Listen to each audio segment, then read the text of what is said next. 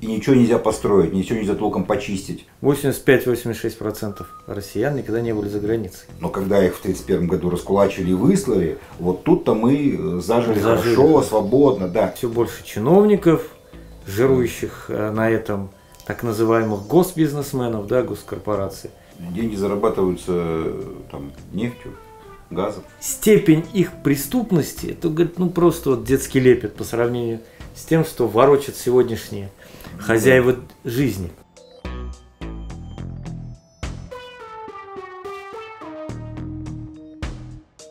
Равиль Гатулаевич, рад приветствовать себя на нашей концептуальной площадке Татполит. Ты тоже связан с сферой СМИ, главный редактор издания «Татаруха», «Татарский дух». В общем-то, эта газета нашла своего читателя.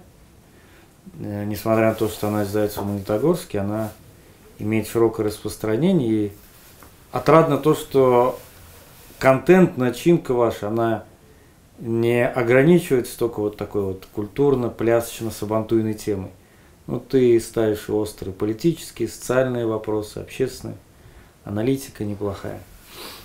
Поэтому я думаю, что наш разговор получится интересный, потому что ты один из тех людей, которые держат руку на пульсе общественной жизни.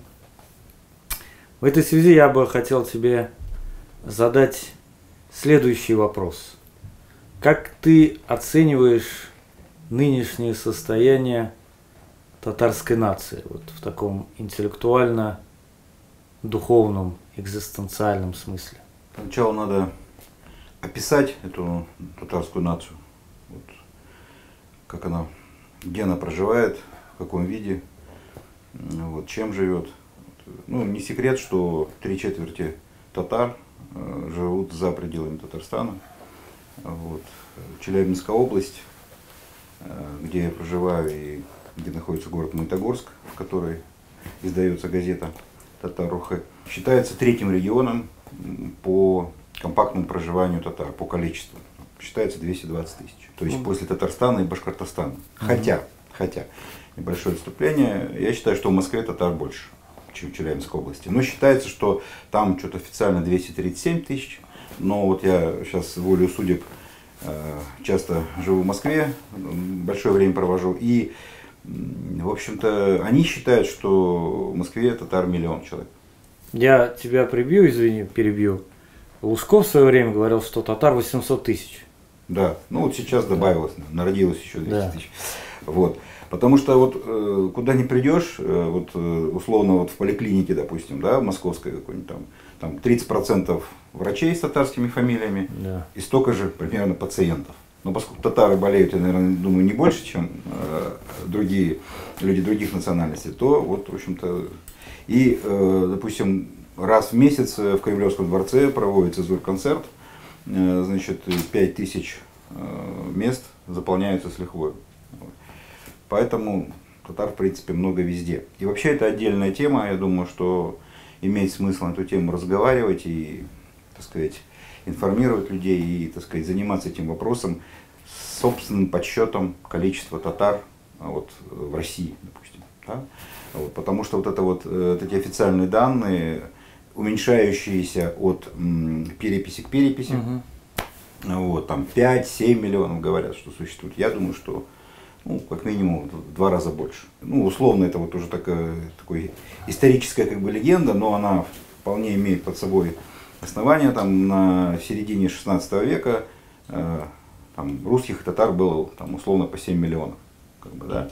Вот. Ну, несмотря на все перипетии истории, я думаю, что вот, ну, наверное, какой-то баланс он как бы, наверное, сейчас сохраняется. Просто другое дело, что как люди записываются.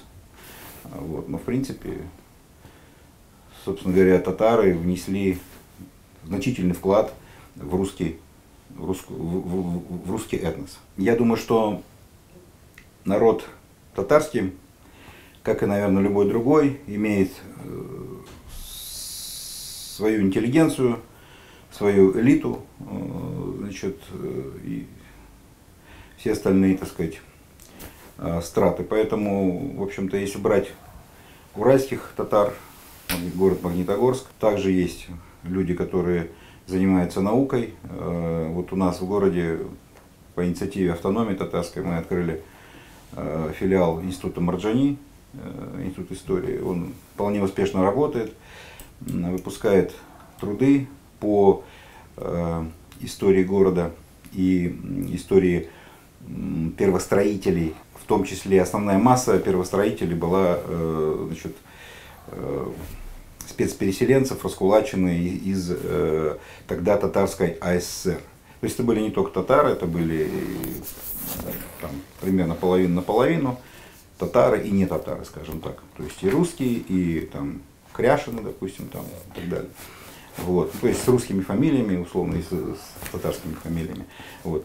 Этот пласт крестьянства, это было, в общем-то, наверное, элита крестьянства, татарская ССР на тот период, на 1931 год, вот, была срезана в Татарстане. Практически из каждого района татарской ССР, значит, было проведено в каждом районе раскулачивание, и вот эти элитные крестьяне, скажем так, люди, которые умели работать, которые хорошо жили, и, в общем-то, никакими они, по сути, мироедами не были, как их называла официальная пропаганда, это были просто люди, которые умели работать, ну, соответственно, и жить. Вот. И они были выкорчеваны, так сказать, из родной почвы и в телячьих вагонах переброшены, значит, на Урал, на строительство комбината. Строительство комбината шло уже 2 года, с 29 года, оно пробуксовывало, оно было на грани срыва, и, соответственно, понадобились вот люди, которые умели работать. Вот. Там были раскулачены из других областей, из Ивановской, из Рязанской, там еще из ряда областей, но основная масса, основной контингент прибыл из татарской АССР. Вот. Если мы подойдем к вопросу о раскулаченных, о ссыльных, возникает очень интересный феномен.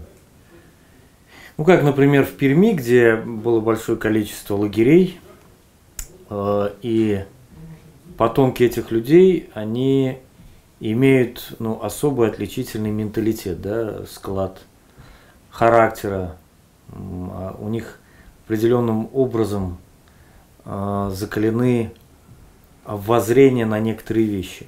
Есть ли вот особая отличительная черта у магнитогорцев и в том числе у магнитогорских татар? Да, есть, я думаю, и не одна. Во-первых, такой вот культурный феномен татарскости, особой татарскости, законсервированной, которая еще с тех вот времен получилась как. Вот в 1931 году они были переброшены, начали жить своей жизнью, и фактически, ну, таких вот особых контактов весь советский период, там, до 90-х условно, таких вот не было. Ну, понятно, что мы в 70-80-е начали уже люди ездить там, на родину к себе, вот, но это были единичные поездки. И вот та культура сельская, в том числе и ислам 30-х годов, он был перенесен на почву уральскую и был законсервирован. Я помню с детства вот эти вот аши, которые проводила моя Бекай, да, значит, вот это вот абыстаи, которые приходили и читали молитвы, там, проповеди, потому что, в общем, как таковая мечеть не работала, а вот ислам переместился в квартиры. Да. Значит, это вот общение, оно достаточно... Причем это был хороший уровень, потому что уже в 90-е годы, когда вот там при Ельцине, в конце 80-х, начале 90-х, когда массово люди начали ездить на родину, общаться с родственниками, которые здесь в Татарстане остались, вот, многие удивлялись, что, ну, в общем-то, получилось так, что красное колесо, вот это вот условно, оно по Татарстану прошло даже, может быть, в большей степени, да, потому что было выхолощено все. Допустим, вот знаменитая у нас в городе Абыстай, Мадхия Абыстай, вот сейчас она уже покинула наш мир, но вот там мне довелось у нее брать интервью где-то вот в 10-е годы. Она рассказывала о том, что она приехала в свой родной район, попросила, значит, вот, позвать тех, кто, значит, читает молитвы, женщин. Пришли несколько женщин, которые чуть ли не там, знаешь, там, чуть ли не там, русскими буквами написаны какие-то там там несколько молитв, тык-пык-мык там, в общем, условно, и все. И она там, я, говорит, собрала их, там, дала им мастер-класс, условно, как бы. Ну, то есть, вот, некая такая вот срез культуры 30-х годов сельской, значит, вот он у нас как бы законсервировался. Но ведь есть и у жителей тех земель особая, как бы вот, скажем так, политическая жилка. Тебе не представляется, что эти люди, ну, скажем так, они более цельны, вот, политически. То есть это люди, которые прошли, или их там отцы, деды прошли вот эту вот систему сталинского прессинга. И вот испытав это, эти люди оставили в генетической памяти своей, ну, скажем так, некий иммунитет от вот такого тиранического давления. У них есть какая-то вот неистребимая тяга к свободе. Во-первых, у поколений тех, которые испытали на себе вот это вот спецпереселение, вот моя бабушка, допустим, значит, которая в 15-летнем возрасте была вместе с семьей туда привезена, вот, она никогда не рассказывала.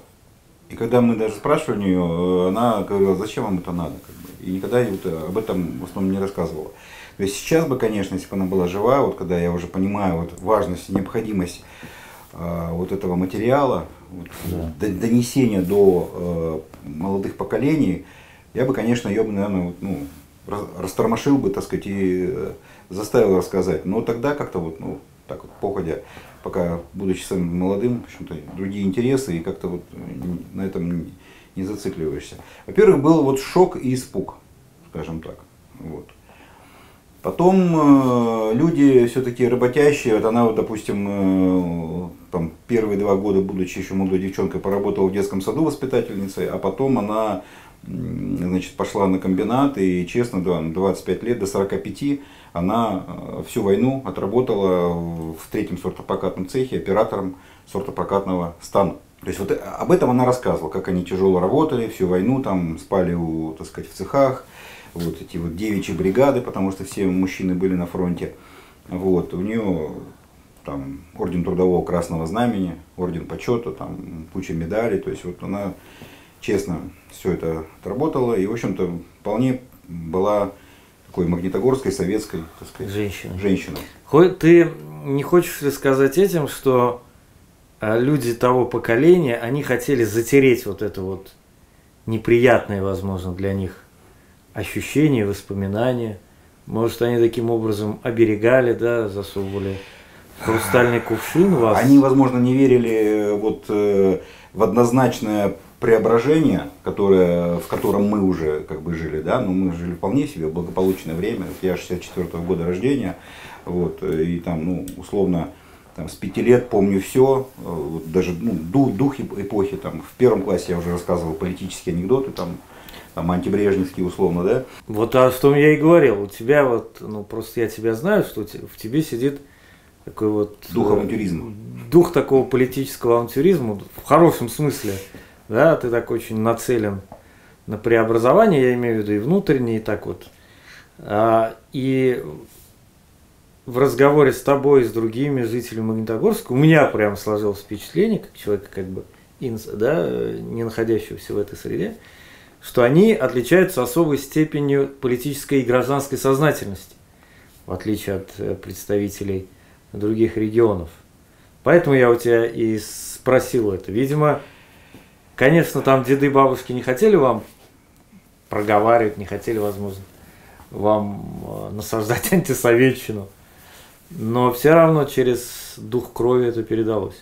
Ну да, вот может быть через дух крови, условно говоря, да. А так-то, в общем-то, я думаю, что Магнитогорск, ну, относительно небольшой город, ну, такой средний город, 400 тысяч жителей. Это был всегда рабочий город, он умел работать. Вот на устах у всех фразы до сих пор актуальные. Вытянемся в нитку, не подведем магнитку. Да, значит, в годы войны, ну это был знаковый город, да, в годы войны каждый 2-й танк и каждый третий снаряд из металломагнитки, там, из первого класса, так сказать, каждый магнитогорский школьник знает.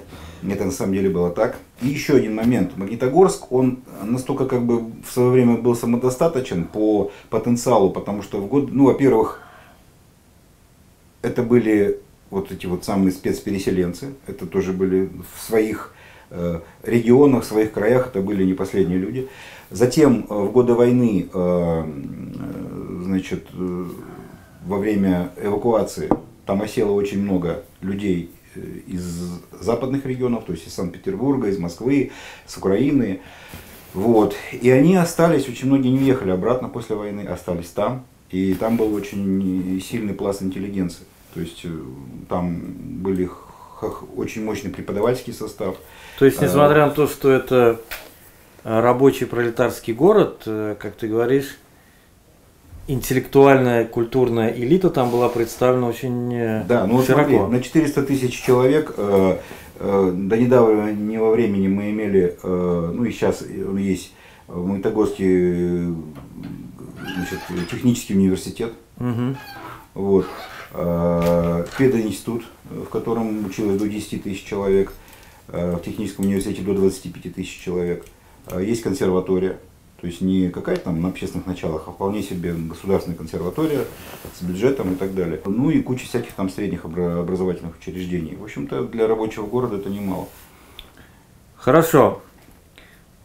Ты говорил о том, что, возможно, есть смысл провести альтернативную перепись населения.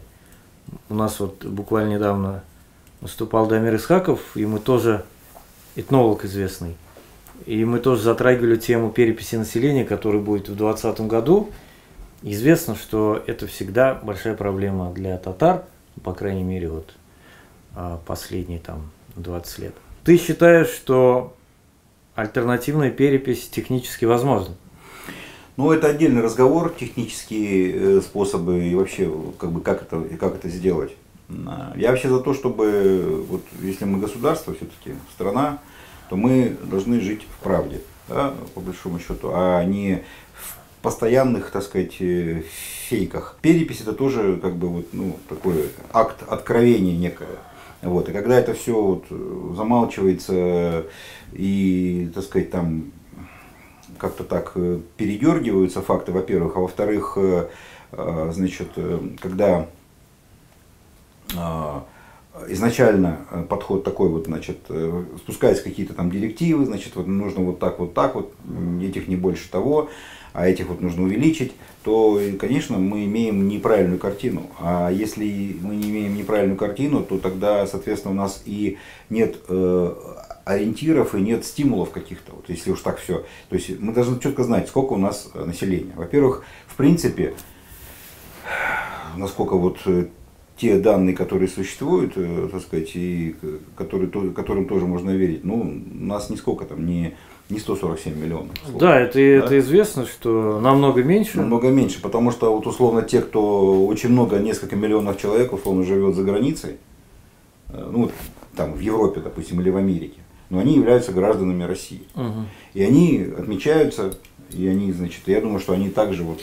Ты знаешь, я видел одно исследование, сейчас не помню автора, но какой-то серьезный специалист, кстати, военный специалист, который выложил данные, провел сопоставительный анализ, сказал, что ну, в России ну, не больше 120 миллионов, просто есть приписки, это бюджеты, да, и так далее, понятно, то, что чиновники любят заниматься. Поэтому перепись имеет сугубо политический аспект еще к тому же, да. Скорее всего, ведь на фоне того, что президент Владимир Путин, говорящий о том, что население, демография растет, ведь наши чиновники не могут его подвести и по итогам переписи оказаться, что у нас там не на 1, а там на 5, на 10 миллионов меньше. Скорее всего, будут, что называется, приписки. Этот опыт у нас достаточно большой, приписывать умеет очень хорошо. Как известно, есть такое выражение, есть ложь, есть большая ложь, а есть статистика. Да. Ну вот несколько примеров. Мне рассказывал один из моих знакомых хороших. он, будучи студентом, участвовал в переписи, по-моему, 2002 года.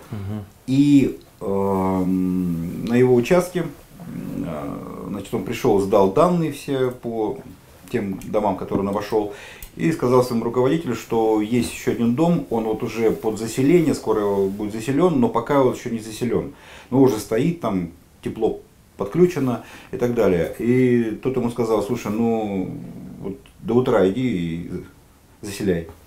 Вот. И он сел и вот, высасывая из пальца, значит, заселил большой там многоквартирный, многоподъездный, многоэтажный дом.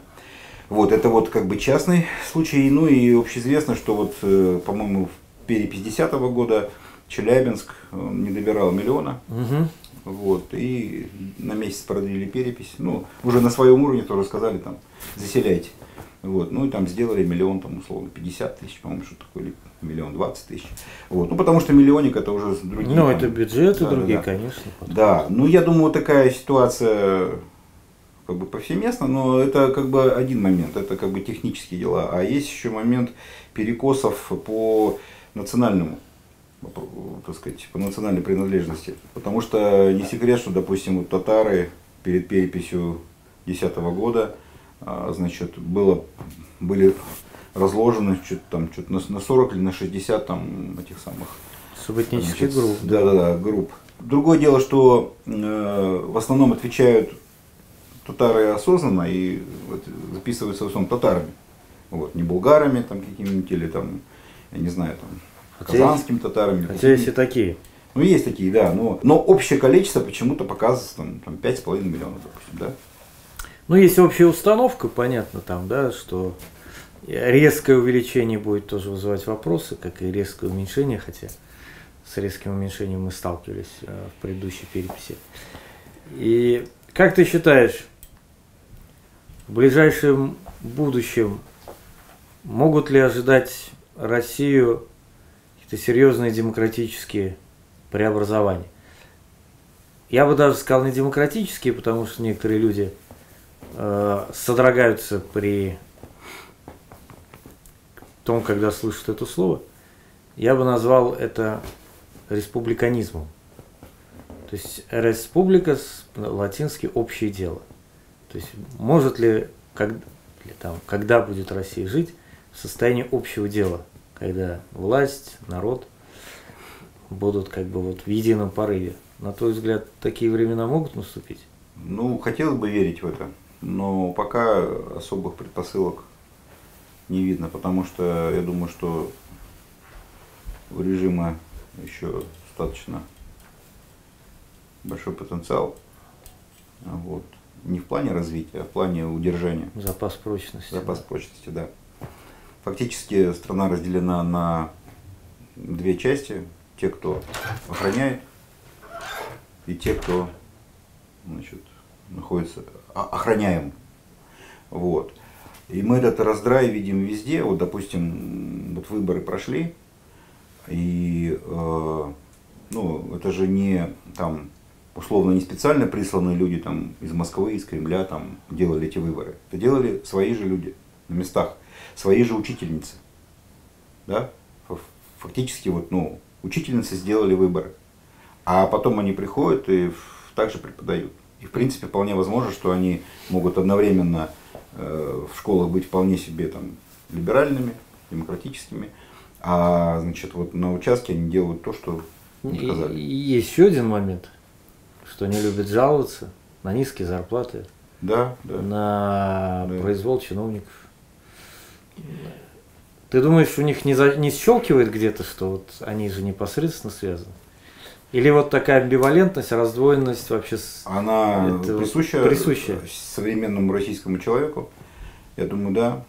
Вот. И плюс еще вот вновь вот это вот замаячивший, так сказать, сталинский, так сказать, тень Сталина, там, сталинизма, неосталинизма. Ты веришь, что сталинизм может вернуться? Вот? Ну, это можно назвать по-другому, но... Неосталинизм. Неосталинизм или там как угодно, но в той или иной степени, да, ну это будет либеральный концлагерь, допустим, это можно назвать. Мягкий авторитаризм. Так. Мягкий авторитаризм, там, как угодно. И потом тут еще момент такой, мы сейчас разбираем же только внутри российские, как бы, значит, тренды, а они же не могут происходить оторванно. Да, от, допустим, а что происходит во всем мире, что происходит в Европе, мы должны тоже проанализировать, как бы, и знать. И не просто знать из там, каких-то вот, там, из прессы, из интернета, а это же нужно много ездить, путешествовать и впитывать в себя, да, дух, так сказать. Вот. А есть ли у наших людей такая возможность сейчас? Мы, к сожалению, вот за 20 лет, там, этих свободных 25, там, условно, ведь только 10% имело возможность. Ты знаешь, очень интересная статистика, что 85-86% россиян никогда не были за границей. Да. И вообще вот ни за какой границей. Не были за границей, да. Вот это вот, и эта прослойка, эта база составляет, как бы, понятно, да, фундамент поддержки режима. Здесь действительно я с тобой согласен, есть прямая корреляция с этим делом. Но ведь смотри, когда мы говорим, что мягкий авторитаризм, неосталинизм, но ведь люди сами к нему стремятся. Никакие исторические негативные опыты, как говорил Шаламов, никакая историческая память о тех злодеяниях, да, палачей сталинизма, видимо, не влияет на наших людей. Видимо, их бабушки тоже оберегают их от этой травмы, от детской травмы. Почему так происходит? Почему мы не рефлексируем? Почему мы не извлекаем уроков из этих несколько событий?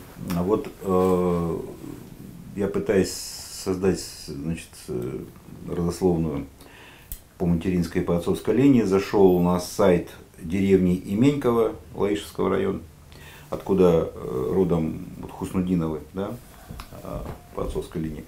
И, значит, он создан сайт давно, по-моему, сейчас какой-то он такой полузаброшенный, но тем не менее вот он существует. И думаю, поищу-ка я фамилию Хуснудинов. И тут же сразу же наталкиваюсь. Материал, значит, о том, как, там буквально такая, значит, преамбула, что в 30-е годы, в конце 20-х годов, там, значит, НЭП, там развернулись кулачье, вот, и тут же перечисляется кулачье. Первая фамилия Хуснудиновы, значит, такие-то сякие, вот. Но когда их в 1931 году раскулачили и выслали, вот тут-то мы зажили хорошо, свободно, да. Это же не в 30-е годы написано, это написано вот сейчас, в нулевые, да. Парадоксально. Значит, вот этот раздел на красных и белых, он в головах-то продолжает оставаться. Только сейчас это, допустим, там эти там, бизнесмены, там, простые люди, там, бюджетники, условно. Да, что интересно, ненависть к бизнесменам, она вообще трудно объяснима, ну хотя объяснима, да.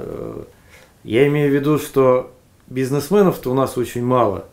Это небольшая, тонкая прослойка людей, каждым днем все меньше и меньше. Которых все меньше и меньше и меньше и меньше.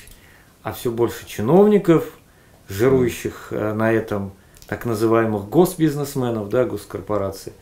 К ним никакой ненависти нет. Это тоже очень парадоксальный элемент российского коллективного бессознательного.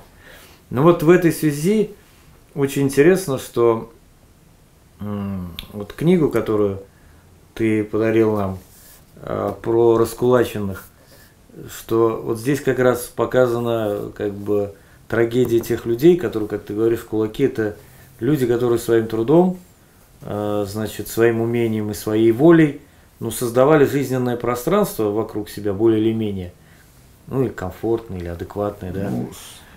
И вот эта прослойка так называемых средняков, оно было просто под корень вырублено. А сейчас-то нет этих средняков? Нет, сейчас пока еще есть середняки. Но сейчас, я думаю, не ставится цель там середняков извести. Сейчас ставится целью режима, мне кажется, удержаться любой ценой, но все, что он делает... Ну смотри, мы знаем, что сейчас ситуация в стране сложная, социально-экономическая прежде всего, санкции и так далее. Значит, все это ложится налоговым бремем на кого, в первую очередь?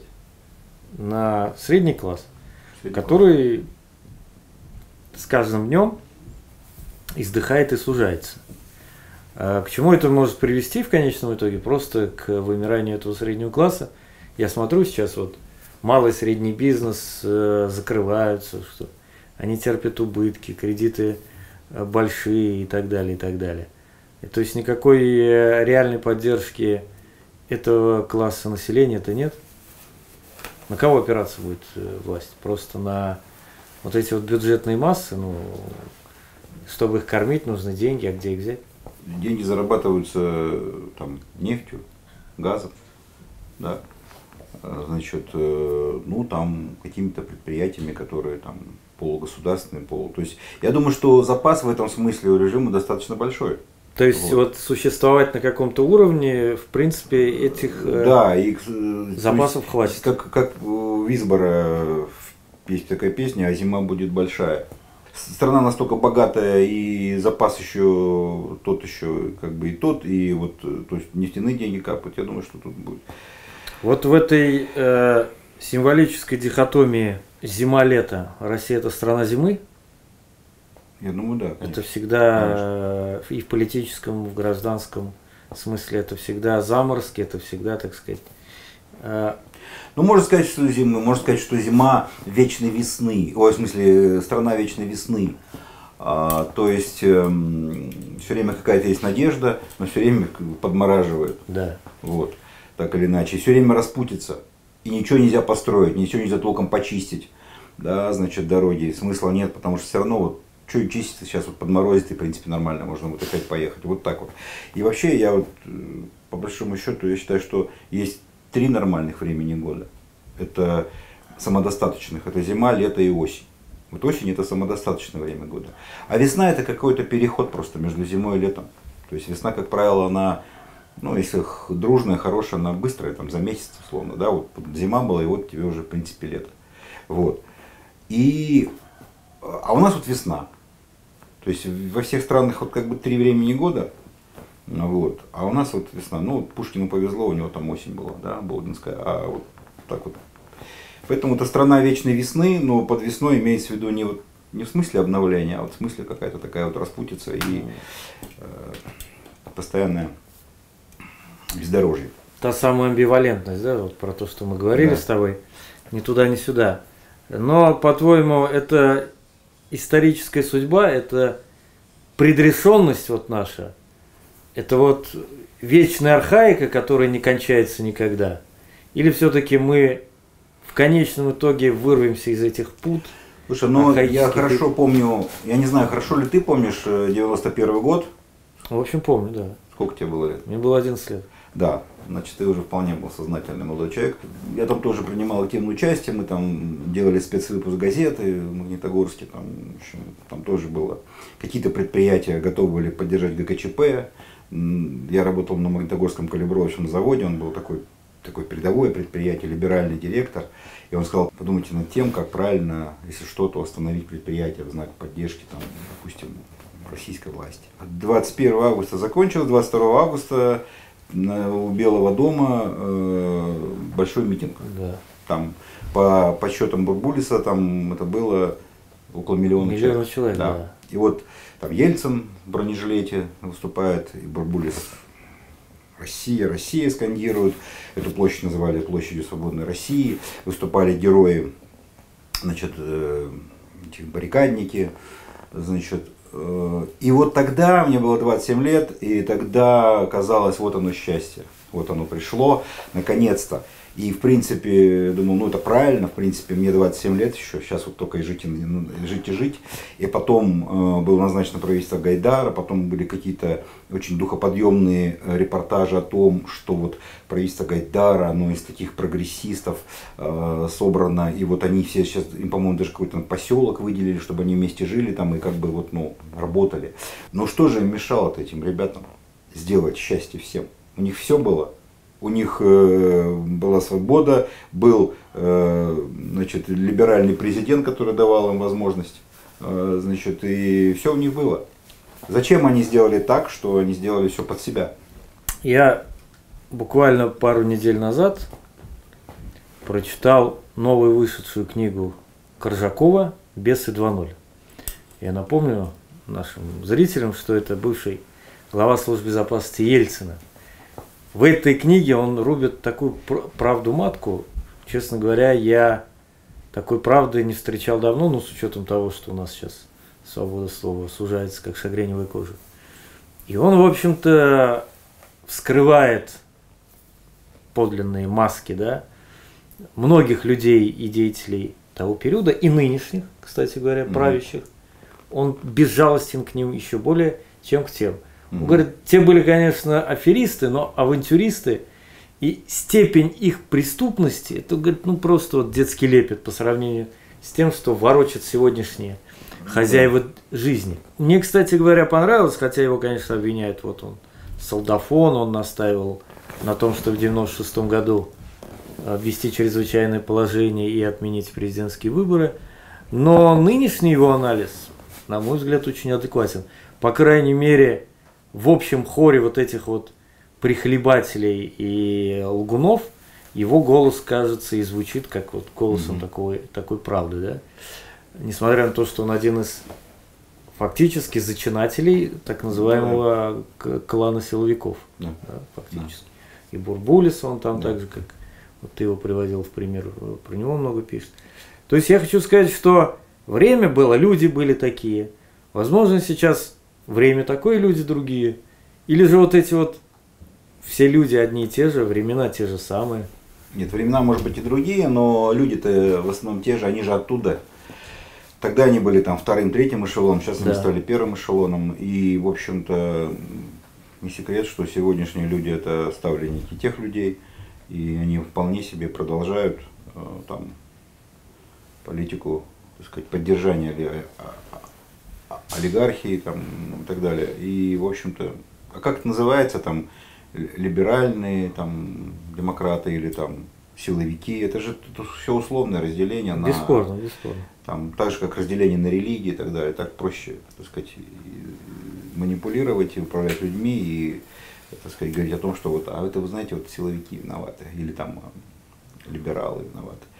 Вот. И люди, к сожалению, это все, так сказать, people хавает, и, значит, дебаты, вот очень часто смешно там в провинции, допустим, наблюдать эти дебаты, когда говорят, знаете, надо убирать Набиуллину, допустим, и тогда все будет хорошо. Или Чубайса.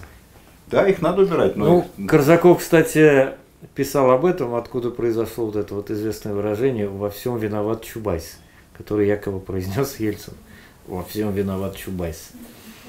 Действительно, во всем виноват какой-нибудь Чубайс или Эльвира Набиуллина. Или Песков, который гонит пургу. Или Песков, но никогда не виноват наш главный царь. Вот, понимаешь ли, старая традиция о том, что царь хороший, а бояре плохие, она ведь просто вот железным гвоздем сидит в мозгах наших людей. Ну, это схема, которая работает и работает. И работает до сих пор. Да. Трудно с этим спорить, что идет процесс обыдления, так сказать, масс.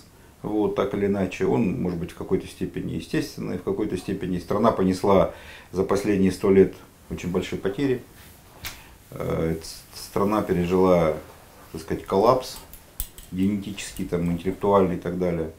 Начиная с революции, да, методично вырезалась аристократия, интеллигенция, просто думающая прослойка. Сейчас думающие люди просто уезжают. Уезжают, да, значит, или там затихают, ложатся на дно, потому что понимают, что зима будет долгой. Это вот если так вот пессимистически смотреть. Но с другой стороны, я разговариваю с молодежью, разговариваю с детьми своими, достаточно взрослыми, но еще 20-летними, скажем так. У них очень прагматичный, простой подход. Они говорят о том, что, ты знаешь, во-первых, мы не смотрим телевизор уже, а телевизор действительно не смотрят до 35 лет примерно в среднем. Да. Да? Вот. То есть я не знаю, на кого они сейчас работают, но, видимо, тоже вот на старшее и там среднее поколение. Если подводить черту под нашим разговором, то чтобы вселить надежду нашим зрителям, можно выразить это следующим определением, что темнее всего перед рассветом. Поэтому мы надеемся, что самые темные времена мы переживаем сейчас, а за ними будет яркое сияющее солнце, которое озарит наш светлый путь.